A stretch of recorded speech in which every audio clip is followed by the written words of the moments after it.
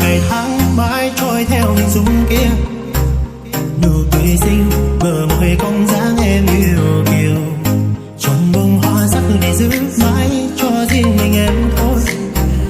Lời yêu thương có đơn phương với em không? Trái tim này đã lỡ yêu em từ bao lâu, người con gái dịu dàng như những cánh hoa hồng. Liệu rằng anh biết được tình muốn nói nhớ em được không em?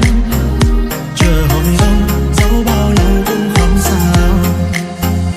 Mấy ngàn lời xinh đẹp tuyệt vời muốn theo em đi đến chân trời, lắng nghe tim bồi hồi ngày đêm nhớ thương em, đến nơi nào anh sẽ gặp nàng.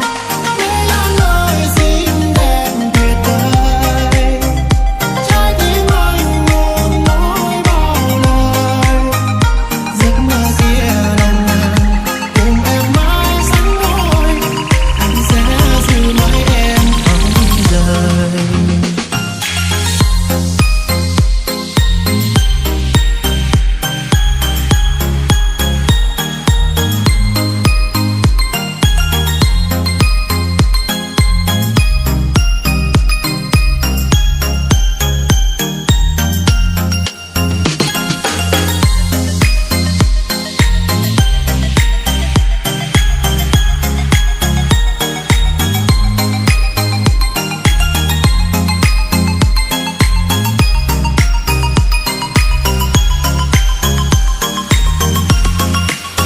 Từ ngày anh gặp được em, hiển nhiên ở trên trần gian ngã ngủ, bao lầm than khốn khổ vì những từng tan đặt cũ. Gặp nhau là thiên duyên, tiền tình đã làm hai ta vấn vương. Nàng viết đàn, viết ca, viết làm tiếng ta chấn thương. Vì chốc thương chốc nhớ nên muốn theo nàng mãi về sau. Nụ cười cả ánh mắt khiến ta lại càng muốn kề nhau. Dẫu mai sau có vô nàng bị nữ sắc hoa gọi mời, thì nàng ơi ta sẽ luôn ở bên em trọn đời. Vì Trái tim này đã lỡ yêu